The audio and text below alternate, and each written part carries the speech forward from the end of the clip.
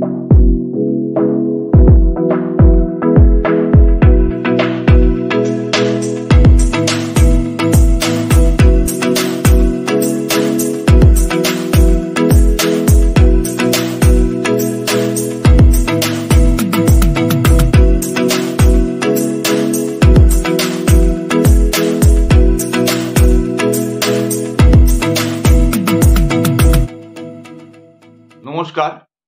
বাংলা টক আমার ইউটিউব চ্যানেলে আপনাদের স্বাগত। প্রতিদিনের মতন আজকেও আমি আপনাদের সামনে একটি ভিডিও নিয়ে উপস্থিত হয়েছি। যেই ভিডিওর মূল বিষয়বস্তুতে যাওয়ার আগে আপনাদের কাছে আমার অনুরোধ, আপনারা আমার এই চ্যানেলটিকে সাবস্ক্রাইব করুন। ভিডিও ভালো লাগলে পরে লাইক করুন। ভিডিওর কমেন্ট বক্সে আপনাদের মতামত আমায় লিখে জানান এবং ভিডিওটি শেয়ার করুন। আজকে আমি যে বিষয়বস্তু নিয়ে কথা বলবো সেটি আপনারা সকলেই প্রায় জানেন। আজকে গুরুত্বপূর্ণ দিন আমাদের রাজ্যের বেশ কিছু যুবক যুবতী তাদের জন্য। কেন কথা বলছি আপনারা নিশ্চয়ই ইতিমধ্যে জেনেছেন, গতকাল 14ই জানুয়ারি সুপ্রিম কোর্টে আমাদের রাজ্যের এসএসসি নিয়োগ দুর্নীতি মামলার শুনানি হওয়ার কথা ছিল, কিন্তু সেই শুনানি যে কোনো কারণেই হোক একদিন পিছিয়ে আজকে 15ই জানুয়ারি হওয়ার কথা। এই শুনানির ওপর নির্ভর করে রয়েছে আমাদের রাজ্যে প্রায় 26,000 শিক্ষক শিক্ষিকা, গ্রুপ ডি গ্রুপ সি কর্মীর ভাগ্য। তাদের মধ্যে কেউ কেউ টাকা দিয়ে দুর্নীতির মাধ্যমে চাকরি পেয়েছেন অযোগ্য, আবার মেধার ভিত্তিতে পরীক্ষা দিয়ে ইন্টারভিউ দিয়ে চাকরি পেয়েছেন, এই সংখ্যাটাও কম নয়। তাহলে আগামীকালের শুনানির ওপরে সমগ্র রাজ্যের নজর থাকবে। এসএসসি বোর্ড বারবার করে এদেরকে বলা হয়েছে যোগ্য এবং অযোগ্য প্রার্থীর তালিকা আলাদা করে দেওয়ার জন্য। তারা মুখে বলছেন বটে করে দেব, কিন্তু আদতে তারা করে দিতে পারছেন না। এমনকি এসএসসির সভাপতি সংবাদ মাধ্যমে কথাও স্বীকার করছেন যে অযোগ্যদের যে তালিকা আপাতত পাওয়া যাচ্ছে সেটা তো সিবিআই এই মুহূর্ত পর্যন্ত যে তদন্ত করেছে তার ভিত্তিতে তারা যেগুলো নির্দিষ্ট করতে পেরেছে তাদের, কিন্তু যে প্রার্থীরা যোগ্য বলে দাবি করছেন তাদের মধ্যে থেকেও যে অযোগ্য কোনো প্রার্থী বেরোবে না এর নিশ্চয়তা কি করে দিই? বাস্তব কথা। কারণ আমরা জানি এই যে নিয়োগ দুর্নীতি, এই নিয়োগ দুর্নীতি বিভিন্ন পর্যায়ে হয়েছে। শুধুমাত্র যে সাদা ওএমআর শিটের জমা দেওয়ার ফলে টাকা দিয়ে চাকরি পেয়েছেন তা নয়, নাম্বার দেওয়ার ক্ষেত্রে দুর্নীতি হয়েছে। অনেকে কম নাম্বার পেয়েছেন, তাকে বেশি নাম্বার দেওয়া হয়েছে। নিচের দিকে র্যাঙ্ক করেছেন অথচ তাকে চাকরি দেওয়া হয়েছে টাকার বিনিময়ে র্যাঙ্ক জাম্প করে, এই ঘটনাও ঘটেছে। আবার যে তালিকা, বৈধ তালিকা প্রকাশ পেয়েছিল সেই তালিকা এক্সপায়ার করে যাওয়ার পরে তারপরও তার থেকে টাকার বিনিময়ে চাকরি দেওয়া হয়েছে। ফলে হরেক কিসিমের দুর্নীতি হয়েছে এবং কারা যোগ্য কারা অযোগ্য সেটা বাছাই করা যাচ্ছে না। তার মূল কারণ ওএমআর শিট অরিজিনাল অনেকদিন আগেই ডিস্ট্রয় করে দেওয়া হয়েছে। ওএমআর শিটের মিরর স্ক্যান কপি রাখা হয়নি। যে স্ক্যান কপি রাখা হয়েছে সেই স্ক্যান কপিতে এটা পরিষ্কার তার সঙ্গে মেধা তালিকার নাম্বারের কোনো মিল পাওয়া যাচ্ছে না।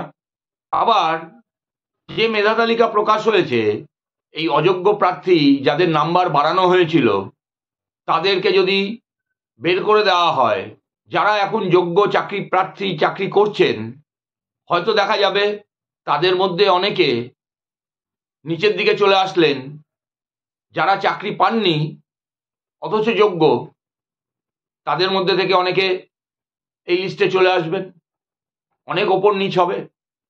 ফলে এই জায়গাটা যতক্ষণ না পরিষ্কার হচ্ছে ততক্ষণ পর্যন্ত আদৌ যোগ্য চাকরি প্রার্থীদের চাকরি থাকবে কিনা এ বিষয়ে যথেষ্ট সন্দেহ রয়েছে।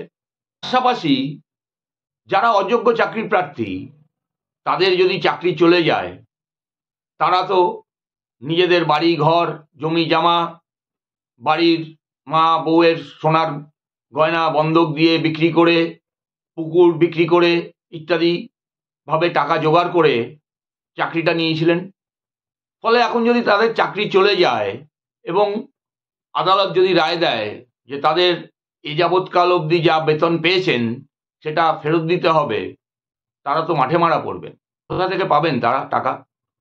ফলে তারা অবশ্যই ভাবে যাদের টাকা দিয়েছিলেন তাদের দরজায় দরজায় ঘোরা শুরু করবেন, বিশৃঙ্খলা সৃষ্টি হবে, আইন শৃঙ্খলাজনিত সমস্যা তৈরি হতে পারে। আবার যারা যোগ্য প্রার্থী তারা নিজের মেধার ভিত্তিতে চাকরি পেয়েছেন, তাদের যদি চাকরি চলে যায়, তাদের অনেকেরই 7 বছর 8 বছর চাকরি হয়ে গেছে, সংসার করেছেন, অনেকের বাড়িতে বৃদ্ধ বাবা মা রয়েছে, অসুস্থ পরিজন রয়েছে, কারুর কারুর সন্তান সন্ততি হয়েছে, তাদের পড়াশোনা, কেউ ব্যাংকের থেকে বিভিন্নভাবে লোন টোন ইত্যাদি নিয়ে বাড়িঘর করেছেন, তাদেরও যদি এই টাকা ফেরত দিতে হয়, তারাও তো পথে বসে যাবেন। সামাজিক সম্মানহানি তো আছেই। ফলে এই সামগ্রিকভাবে একটা পরিস্থিতি, যেই পরিস্থিতিটা আমাদের রাজ্যের জন্য খুব একটা সুখকর নয়। ঠিক এর পাশাপাশি এই মাসেরই 21 তারিখে এই নিয়োগ দুর্নীতি মামলাতেই রাজ্যের একটি কোম্পানি, যার কর্মচারীকে অ্যারেস্ট করা হয়েছে, অথচ মালিক এবং তার পরিবারের লোকজন যারাও এই কোম্পানির সঙ্গে যুক্ত, তারা বুক ফুলিয়ে ঘুরে বেড়াচ্ছেন, তাদের সেই কর্মচারীকে সিবিআইয়ের বিশেষ আদালতে হাজির করতে হবে তার বিরুদ্ধে চার্জ গঠনের জন্য। যদিও তিনি এখন অসুস্থতার নাটক চলছে এখন প্রেসিডেন্সি জেল থেকে। অসুস্থতার কারণে এর আগে যখন চার্জ গঠনের দিন ধার্য করা হয়েছিল তিনি যেতে পারেননি, তাকে হঠাৎ অসুস্থ হওয়ার ফলে এসএসকেএমে নিয়ে যাওয়া হয়। যদিও এসএসকেএম এবার তাকে আর রাখার সাহস দেখায়নি, তারা বেসরকারি হসপিটালে, তার হার্টের অপারেশন হয়েছিল, বাইপাস সার্জারি হয়েছিল, সেই হসপিটালে পাঠিয়ে দিয়েছিলেন, মেডিকেল টিম গঠন হয়েছিল, কিন্তু তার কোনো শারীরিক দুর্বলতা পাওয়া যায়নি। এবং শারীরিক দুর্বলতা না পাওয়ার ফলে এমআরআই টেস্টের তারা সাজেশন দিয়েছিলেন।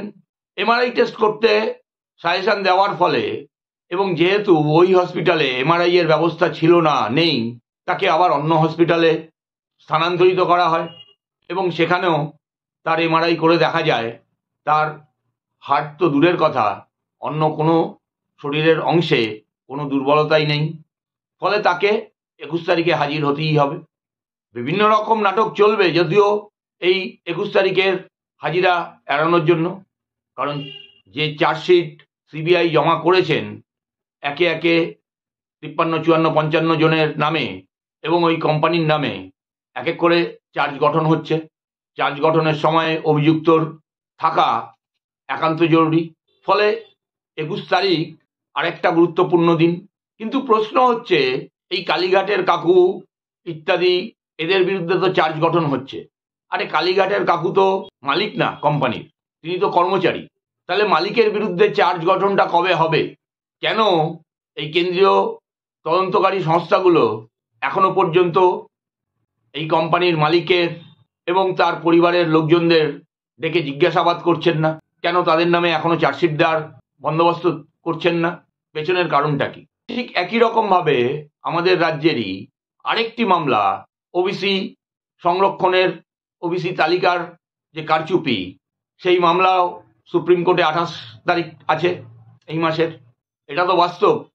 এই ওবিসি সংরক্ষণের মাধ্যমে, ওবিসির তালিকা পরিবর্তন নতুন করে তৈরি করার মাধ্যমে ব্যাপক দুর্নীতি হয়েছে।